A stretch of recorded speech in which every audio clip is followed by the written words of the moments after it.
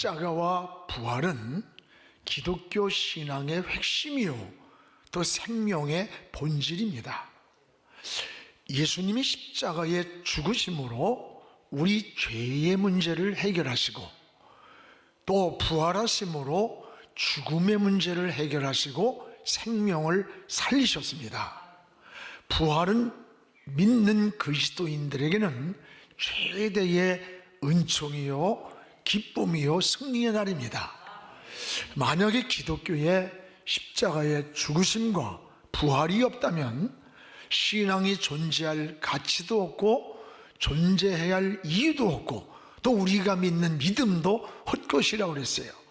그래서 고린도전서 15장 14절에 그리스도께서 만일 다시 살아나지 못하셨으면 우리가 전파하는 것도 헛것이요 우리의 믿음도 헛것이라고 했습니다. 우리는 이 부활신앙으로 살아야 합니다. 초대교회 성도들은 오순절 성령의 은혜를 체험한 이후 십자가 부활의 목격자라고 외칠 때에 많은 종교 지도자들이 위협을 했습니다. 그런 말을 하면 감옥에 가두다, 너희들을 죽일 수 있다고 할 때 이렇게 고백합니다. 너희 말 듣는 것이 옳으냐? 하나님 말씀을 듣는 것이 옳으나? 우리는 예수 그리스도가 십자가에서 죽는 것을 목격했고 그가 다시 살아나셔서 우리에게 나타나는 것을 보았다. 이걸 증인이라래요. 그래서 그들은 십자가와 부활의 증인으로 살았던 겁니다.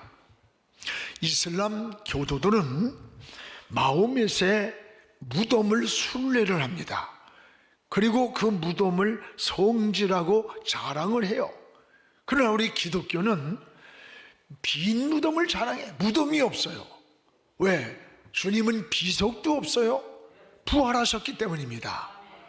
부활은 오직 기독교에만 있습니다. 바로 기독교는 생명의 종교입니다. 우리는 어떻게 살아야 합니까? 부활 신앙으로 다시 일어나야 되는 겁니다. 부활하신 주님을 만난 사람마다 넘어진 자가 일어났습니다.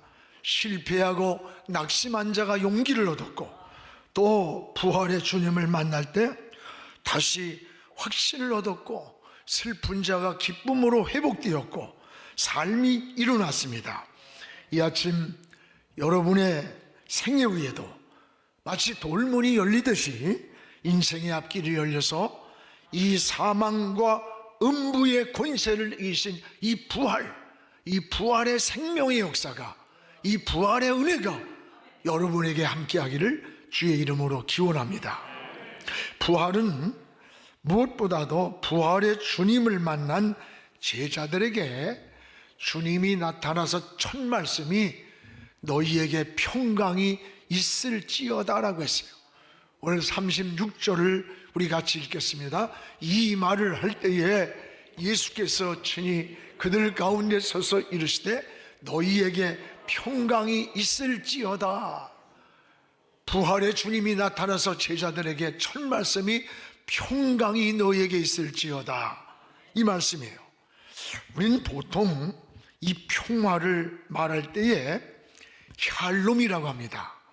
샬롬은 평상시 평안한 상태를 샬롬이라고 그래요. 그런데 오늘 본문에 사용하신 단어는 샬롬이 아니에요. 평강이라고 그랬어요.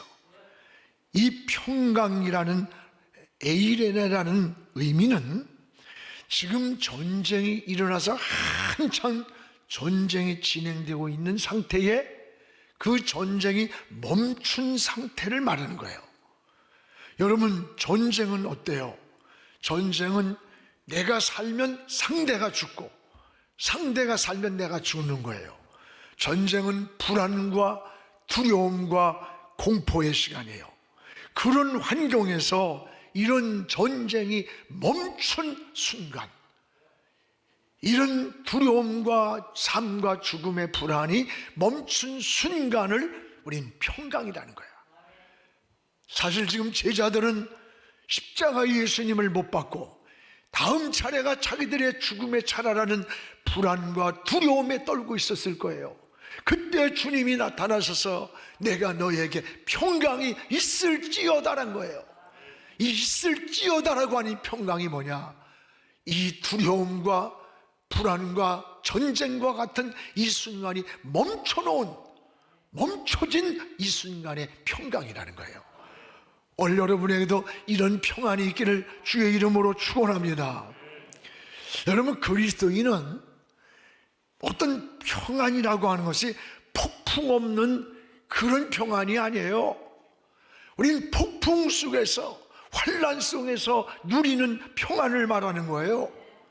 인생을 살아가는 동안에 언제 어디서 어떤 풍랑이 돌풍처럼 우리에게 불어올지 아무도 모르는 겁니다.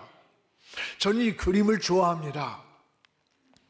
풍랑의 위험에 처해 있는 한 척의 배입니다. 그런데 수많은 사람을 이 배에 태운 배가 대서양에서 풍랑을 만났습니다. 많은 사람들이 풍랑을 만났는데 놀라운 사실은 여러분, 이 탄 사람들이 불안하지 않아, 두려워하지 않고 오히려 웃음이 있고 기쁨이 있는 거예요. 도대체 배가 침몰해 가고 있는데 어떻게 기쁨이 있고 웃음이 있을 수 있을까? 그림을 좀 더 띄워줘 보세요. 그 그림 속을 여러분 자세히 보세요. 저 가랑대에도 많이 나타나는 거예요. 키를 잡고 있는 항해하는 선장이 누구냐는 거야. 저 무서운 파도 속에서 배가 깨어져가는 침몰의 위기에 있지만 저 선장이 누구냐? 바로 예수 그리스도였어요. 주님이 선장이셨기 때문에 풍랑 속에서 배가 기울어져 가고 사람들은 그럼에도 불구하고 평안이 있었던 거예요. 웃음이 있었던 거예요. 기쁨이 있었다고 하는 거예요. 왜? 주님이 함께 있었고 이 배의 선장이 되셨기 때문입니다. 그렇습니다. 여러분, 주님이 늘 다니던 이 갈릴리 바다에도 가끔 풍랑이 일어났어요. 우리가 살아가는 세상도 크고 작은 풍랑은 언제라도 일어나는 거예요. 우리는 풍랑이 문제가 아닌 거예요. 언제라도 일어날 수 있기 때문에 문제는 내가 어떤 인생의 문제를 만났던 어떤 환경에 있든지 내가 주님과 함께 있는가, 주님과 동행하는가, 주님과 내가 한 배를 탔는가가 더 중요한 물음이 되어야 합니다. 주님은 우리의 영혼의 평강, 우리 마음의 평강, 우리 삶의 평강의 본체입니다. 그래서 요한복음 14장 27절에도 평안을 너에게 끼치노니 곧 나의 평안을 너희에게 준다. 너를 부활하신 예수님이 첫 말씀이 나타나셔서 너희에게 평강이 있을지어다 라고 말씀하신 거예요. 오늘 부활의 주님이 주시는 평안은 우리의 영혼, 우리의 마음, 우리의 삶에 임하는 전인적 평안을 말하는 거예요. 여러분, 세상에 살면서 좋은 환경에 있고 또 좋은 조건, 많은 소유를 가지고도 이 평안이 없는 사람 많아요. 평안이 없는 가정도 많아요. 사람의 얼굴을 보면 저 사람이 행복한 사람인가, 아니면 뭔가 불행한 사람인가, 저 사람 실패한 사람인가, 지금 승리하고 있는 사람인가가 얼굴을 보면 얼굴에 나타난다는 거예요. 하나님이 인간을 창조하실 때에 이 얼굴을 통해서 우리 인간의 마음을 알게 창조하셨어요. 그래서 사람이 나이가 40살이 되면 자기 얼굴에 대해서 책임을 져야 된다, 이런 말이 있어요. 40세 이전의 얼굴은 부모로부터 물려받은 부모가 준 얼굴이래요. 그러나 40이 넘으면 인생을 어떻게 살았는지, 자기 인생을 어떻게 살았는지 그 삶의 모습이 얼굴에 나타나는 겁니다. 여러분은 모습은 어떤 얼굴입니까? 누가 행복한 사람이냐고 묻는다면 여러 가지로 대답할 거예요. 너무 가난하게 산 사람은 돈이 내 행복의 조건이고, 또 여러분 공부할 수 있는 기회를 놓친 사람은 지식이라고 말하고, 또 너무 억울한 일을 당한 사람은 권력이 될 것이고, 또 병든 사람은 건강이 내 행복의 전부라고 할 거예요. 물론 모두가 있어야 할 조건들입니다. 문제는 이런 것들을 내가 소유하고도 내 마음속에 평안이 없어서 잠 못 이룰 만큼 불면증에 빠져서 근심과 염려와 불안 속에서 인생을 살고 있다면 그 소유가 무슨 행복이 되겠어요? 진정한 행복은 소유가 아니라 마음에 있는 겁니다. 예수 믿고 가장 먼저 받은 은혜가 뭐냐라고 저에게 물으면 저는 평안이라고 말해요. 평안할 수 없는 자리에서 평안을 얻고 두려움과 불안한 환경에서 안식을 얻을 수 있는 것은 주님이 주시는 평안 때문입니다. 여러분, 지금 제자들의 환경이 평안한 환경이 아니에요. 예수님을 십자가에 못 박은 이들이 이제 다음 차례는 이 제자들을 죽일 것이라는 불안과 두려움에서 지금 떨고 있는 거예요. 이런 제자들에게 주님이 나타나셔서, 현장에 나타나셔서 하신 말씀이 너희에게 평안이 있을지어다라고 한 거예요. 그러면서 38절에 이렇게 말씀합니다. 예수께서 이르시되 어찌하여 두려워하느냐, 어찌하여 마음에 의심이 일어났느냐. 여기에 어찌하여라는 말을 두 번을 반복합니다. 지금 두려움과 불안에 떨고 있는 이 제자들 향해 너 두려워할 필요가 없다, 의심하지 말아라, 확신을 주는 거예요. 확신. 여러분, 신앙생활 가운데 이게 확신이 굉장히 중요합니다. 확신. 그래서 구원의 확신, 내가 언제 죽어도 난 천국 간다. 믿음의 확신, 기도하면 하나님이 응답하신다. 나는 천국의 확신. 이것을 부활의 주님을 만난 제자들에게 주셨던 거예요. 사랑하는 여러분, 오늘 여러분 불확실한 시대예요. 지금 내일을 예측할 수가 없어요. 아무도 모르면서 인생을 살아가는 거예요. 이런 시대에 확신 있는 이런 부활의 신앙으로 일어날 수 있기를 주의 이름으로 축원합니다. 주님의 부활은 이 역사적 사건이에요. 이게 환상이나 꿈이 아니에요. 우리 39절을 같이 읽겠습니다. 내 손과 발을 보고 나인 줄을 알라. 또 나를 만져봐라. 영은 살과 뼈가 없으되 너희 보는 바와 같이 나는 있는지라. 손을 내밀면서 야, 내 손을 만져봐. 못자국 난 손을. 내 발을 봐. 못자국 난 발을 만져봐라. 영은 살과 뼈가 없지만 나는 다 있어. 이게 뭡니까? 부활은 환상이나 꿈이 아니에요. 육체가 살아난 거예요. 사망을 이기고 살아나신 게 부활이에요. 부활은 주님이 살아나신 이 역사적 사건입니다. 여러분, 신앙은 십자가의 죽음으로 끝나는 게 아니에요. 우리는 부활의 영광으로 일어나는 겁니다. 여러분의 신앙도 부활의 신앙으로 일어나기를 주의 이름으로 축원합니다. 저는 데살로니가전서 4장 16절 17절을 굉장히 좋아해요. 우리 같이 한번 읽읍시다. 주께서 호령과 천사장이나 벌소리와 함께 친히 하늘로부터 강림하리니 그리스도 안에서 죽은 자들이 먼저 일어나겠고, 두 번째는 그 후에 우리 살아남은 자들도 그들과 함께 구름 속으로 끌어올려 공중에서 주님을 영접하게 하시리니 그리하여 우리가 항상 주와 함께 있으리라. 우리 주님 반드시 이 땅에 재림하십니다. 주님 공중에 재림하실 때에 먼저 죽은 자들이 무덤이 열리고 부활하는 거예요. 창세 이후로 하나님을 믿고 죽었던 자들이 부활하는 거예요. 그리고 살아있는 우리는 변화된 모습으로 죽음을 죽지 않고 썩을 몸이 썩지 않고 우리 주님을 맞이하는 거예요.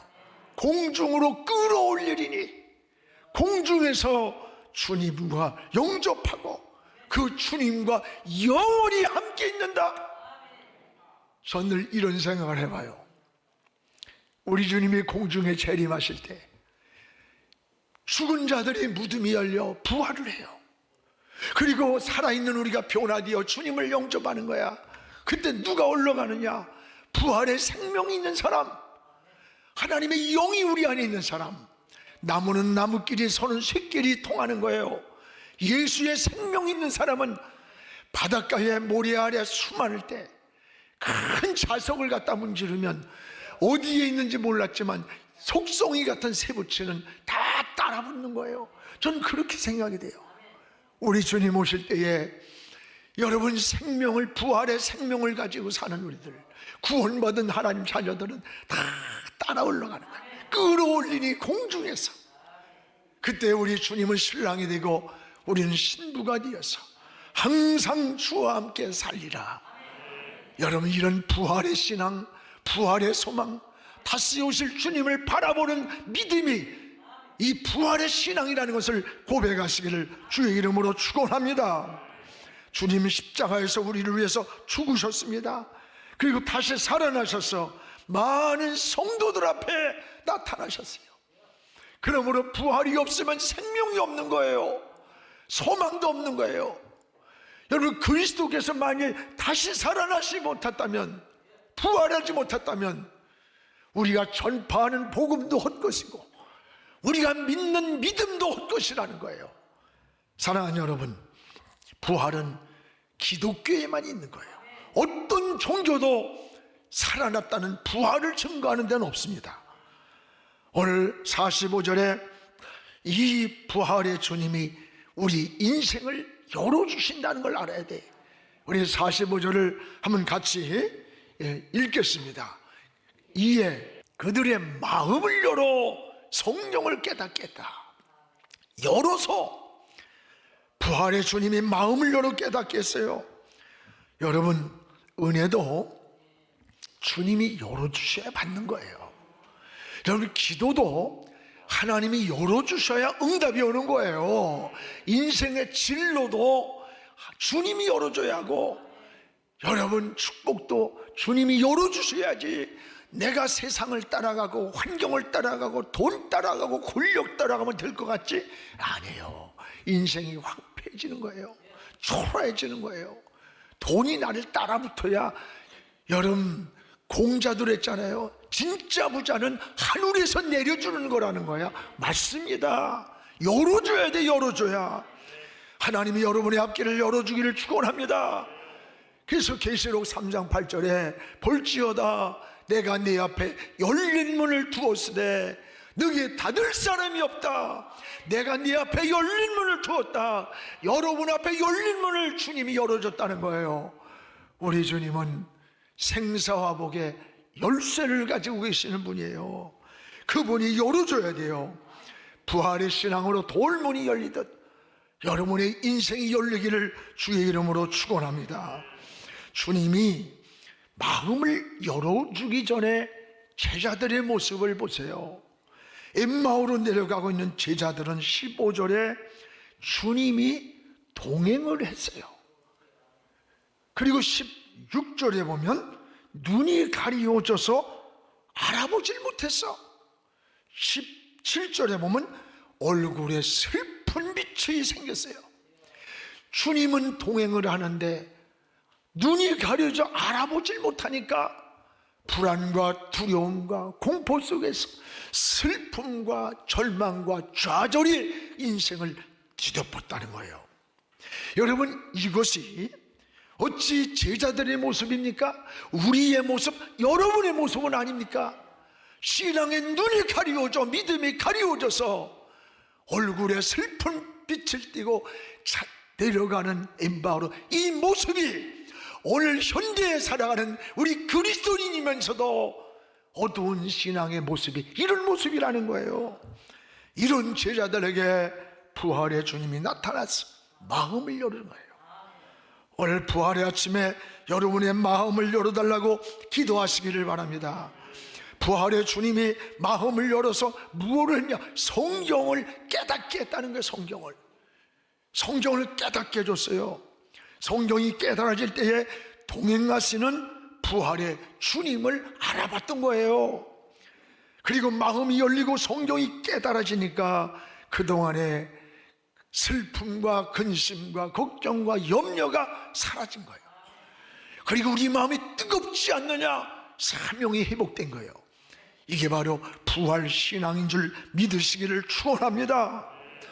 오늘 사망의 권세를 이기고 부활하신 주님이 열어주시는 이 승리의 축복이 오늘 여러분의 가정, 한국교회, 그리고 우리 민족 위에 함께 하시기를 주의 이름으로 축복합니다. 또한 이 부활하신 주님이 제자들에게 이 손을 들어서 축복을 해줬어요. 여기 50절에 보세요. 같이 읽겠습니다. 예수께서 그들을 데리고 베다니 앞까지 나가서 손을 들어 그들에게 축복하시더니, 지금 이 손이 주님의 손이에요. 이 부활하신 주님이 손을 들어서 그 제자들과 부활의 목격자들을 향해 손을 들어 축복을 해줬어요. 그렇습니다. 여러분, 주님이 손을 들어 주셔야 돼요. 주님이 부활의 손을 들어 주실 때에 제자들은 힘을 얻었습니다. 실패한 자들이 힘을 얻었어요. 여러분, 넘어진 자가 일어났어요. 죽은 심령이 살아났어요. 변능자가 고침받았어요. 여러분, 다시 회복의 역사가 일어났다고 하는 사실입니다. 이게 부활의 주님이 하신 거예요. 지금 우리는 불확실한 시대에 살고 있어요. 한치 앞을 예측할 수 없는 이런 시대를 살아가는 오늘날, 이 부활의 주님이 손을 들어주시기를 주의 이름으로 축원합니다. 부활하신 주님이 손을 들어 축복하실 때에 52절에 큰 기쁨을 얻었다. 이 성경 말씀을 봐야 이게 고기를 씹을 줄 알 때 맛을 알듯이 똑같아요. 여러분, 52절 우리 같이 한번 읽겠습니다. 그들이 그에게 경배하고 큰 기쁨으로 예루살렘으로 돌아가니라. 예루살렘을 떠나 엠마로 내려가던 이들이 부활의 주님을 만났어요. 막 기쁨이 넘치는 거야. 너무 감격하고 불안과 두려움과 염려가 사라졌어요. 그리고 다시 예루살렘으로 돌아가는 거예요. 은혜는 다시 돌아가는 거예요. 하나님의 품으로 돌아가는 겁니다. 성전으로 돌아가는 거예요. 예루살렘으로 돌아가는 거예요. 여러분, 은혜를 잃고 지금 엠마오로 내려가는 모습입니까? 다시 기쁨을 얻고 소망을 얻고 믿음을 얻고 일어나십시오. 그리고 예루살렘으로 돌아가시기를 축복합니다. 하나님께로 돌아가세요. 주의 품이 보호요. 거기가 안식처입니다. 거기가 도피성입니다. 거기가 유월절 양의 피가 있는 곳이에요. 우리는 돌아가야 사는 거예요. 돌아가야. 큰 기쁨을 주셨어요. 여러분, 부활하신 주님을 만나고 얻은 기쁨입니다. 이 기쁨은 불안을 없애고 두려움이 없어지게 하고 의심을 사라지게 했어요. 이것은 부활의 주님이 주신 은혜요, 축복이에요.